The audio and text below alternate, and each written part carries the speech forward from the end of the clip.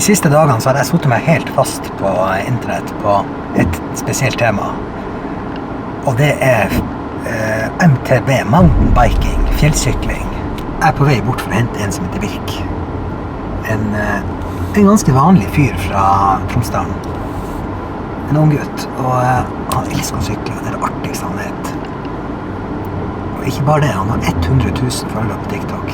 Så det jeg har gjort en avtale med han om i dag, det er at jeg og han vi skal finne oss en plass og sykle sammen, sånn at han kan lære meg det viktigste. Det viktigste jeg trenger å vite om MTB, mountain biking. For vi er jo som Birk, og han holder på å fikse sykkelen sin. Han gjør den klar til utforkjøring, men jeg hadde med meg min egen sykkel, men den var tydeligvis ikke god nok, Birk. Dette er ikke en sykkel man skal sette ut for meg. Det er ikke like gøy, i hvert fall. Men er det her også din, den sorte her? Ja, det er den du skal bruke. Det er her jeg skal låne, å herregud. Ja, det ordner seg. Så Birk, jeg er jo ikke noe downhill-biker, sånn i utgangspunktet. Nei. Men det jeg har lyst til at du skal lære meg i dag, det er å hoppe. Ja, men vi har litt hopp der vi kan løpe på. Ja, og det skal se kult ut. Når jeg skal sykle, så tar jeg bare sykkelen ut av garasjen. Han Birk har mekket så mye på syklene at jeg blir stresset. Jeg har fått tilgang til noen av klippene som ligger på TikTok. Dette må ingen vanlige mennesker prøve.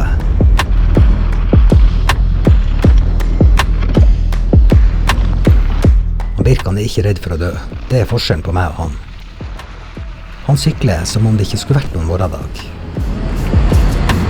Jeg kunne uansett ikke avlyse det her nå. Dette var min mulighet til å være sammen med de kule guttene noen timer.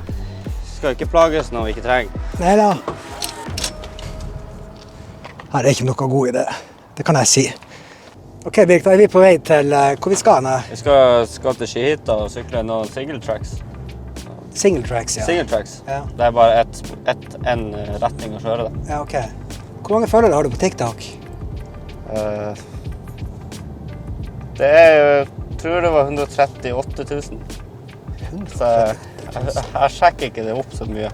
Nei, men det er over 100 000. Ja, 130 og noe. Det er det. Og de elsker å se deg hoppe på sykkelen. Ja, de liker å følge med, og det er veldig mye unge gutter og sånn, Ja. som ser veldig opp til meg og sånn. Ja. Og jeg møter jo på dem når jeg reiser også, de kommer og tar bilder og sånne ting. Det synes jeg. Det er kult. Det er gøy. Ja, det er gøy. Det er gøy å se at syklingen min gir interesse til andre. Ja. Hvor gammel er du? Jeg er 24. Og så kommer jeg fra Røynøya, sånn egentlig. Du kommer fra Reinøya? Ja, jeg har sett videoen din der. Åja, du kommer fra Reinøya. Ja, ja. Det var kult. Jeg bodde der i starten av tida mi. Ja. Så flyttet jeg til Tromsø etter hvert. De fleste av oss begynner å sykle med støttehjul, og det gjorde han Birk også. Men han bodde på Reinøya, og der var det ikke asfalt. Det var så mange hull i veien at støttehjulene satte seg fast. Han gikk lei av det her, og fant frem verktøy i garasjen til bestefaren, og skrudde selv av støttehjulene. Det var der sykkelkarrieren hans startet. I dag er han Birk ambassadør for et stort sykkelmerke, og han er et stort forbilde for mange unge mennesker på sosiale medier. Jeg har også GoPro. Ja, Ja da. mine, den kan ikke jeg fjerne så lett. Den slipper så fast. Ja, den er fast. Fet sykkel det her. Ja, det er nydelig. Den blir nok å være litt mjuk kanskje, men jeg tror det går bra. Du er ikke så mye tyngre enn meg. Du skal ikke sitte, du skal stå. Ja, ok. Du skal stå, det er det som er.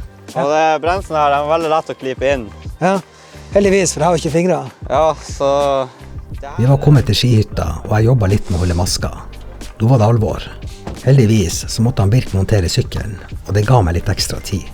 Gutta boys på hver sin fjellsykkel. Men hvor jeg gleder meg til å sykle. Ja, du er ikke alene med den. Han har også GoPro. Så det vi kan gjøre nå da er jo å prøve den løypa di. Ja, vi kan prøve den kortløypa først. Ja. Bare for For å å få varmen. tempen. Ja, få tempen, ja. Lurt. Ja. Den er smal, og det er ingen overraskelser, litt svinger. Ja. Den blir vanskelig hvis du kjører fort. Ja. Så, Men vi begynner rolig. ja. Ja. Men her er det ikke noe hopp. Nei. Nei. Ja, men det trenger vi ikke enda. Nei. Det kommer bra.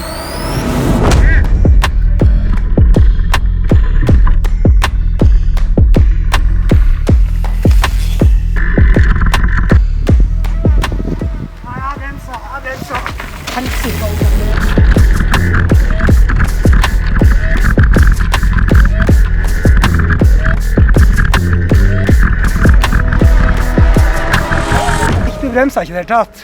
Neida, bremte ikke noe. Da trenger vi ikke her å bremse her. Neida. Birk sin strategi, det var å ikke røre bremsen. Min, det var å holde begge bremsene inne hele tida. Det var helt umulig for meg å holde følge med.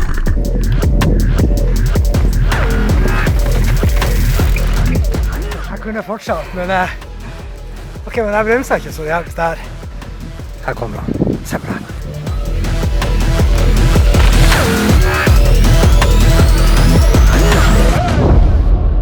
Tok du han opp på bakhjulet nedover? Ja. Men hvorfor er det man bremser der? Det er vel kroppen som sier at du ikke er helt sikker på om det blir å gå bra. Ja.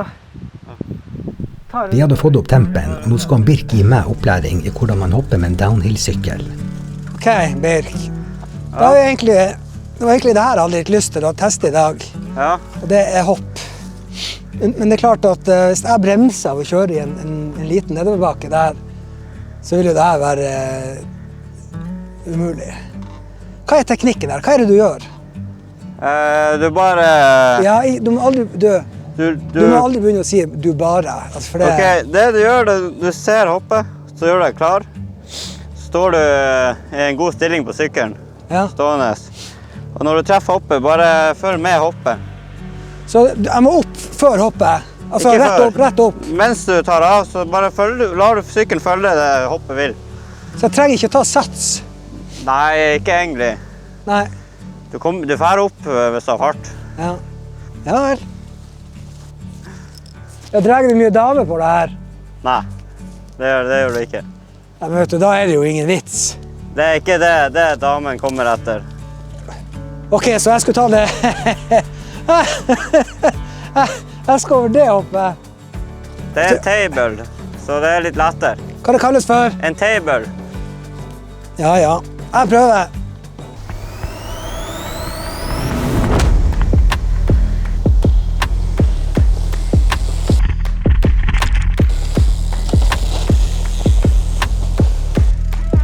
Kanskje ikke det er et hopp det her, Birk? Jo da, det er det. Ta og få se en runde fra deg nå. Ja. Jeg må se hva du gjør med beina. Det er bare å ville opp. Birk tror ikke at jeg er 40 år. Han tror ikke jeg er 40. Han tror, ja, det kan du også gjøre. Ja. Det jeg var vitne til i Tromsømarka denne ettermiddagen, det overgikk alle mine forventninger. Det var som å være på sirkus. Uansett hva jeg gjorde, så fikk jeg så vidt fordekket over bakken.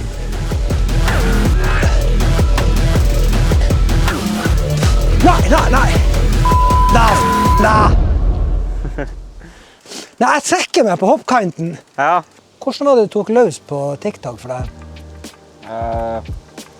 Sånn egentlig så begynte det med at jeg flippet en kniv og åpnet en flaske. Så det var det jeg først fikk visninger på. Og så begynte jeg å gjøre mye wheelies og sykkelvideoer, og så var det noen av de videoene som gikk ganske bra. Har du sponsorer og sånn? Ja, jeg sykler jo for Canyon, på sykkelmarkedet. Ja, ok. Ja. Så har jeg jo litt støtte fra lokale butikker med skruing på sykler og klær og sånt. Ja, men det er kult. Ja. Ja. Så jeg får mye hjelp.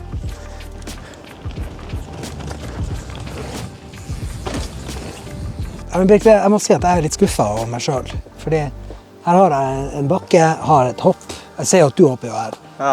Og jeg har lånt en sykkel til 60 000, og så hopper jeg ikke. Så det er litt sånn skuff, egentlig. Fordi... Jeg tror det var litt oppe. Det var litt oppe? Jeg tror det. Jeg tror begge hjulene var oppe i lufta. Ja. Men jeg vet ikke om de var samtidig oppe. Jeg gjorde et siste forsøk på å hoppe. Klar? Ja, bare kjør på. Jeg skulle vise han Birk at jeg var en av de kule guttene som kunne hoppe på en table i en single track. Jeg trodde ikke at det gikk, men jeg tok feil. the speaker box loud, hitting that stuff till you hearing that sound. Her er beviset på at jeg hoppet på en downhill-bike, og begge hjulene er i lufta.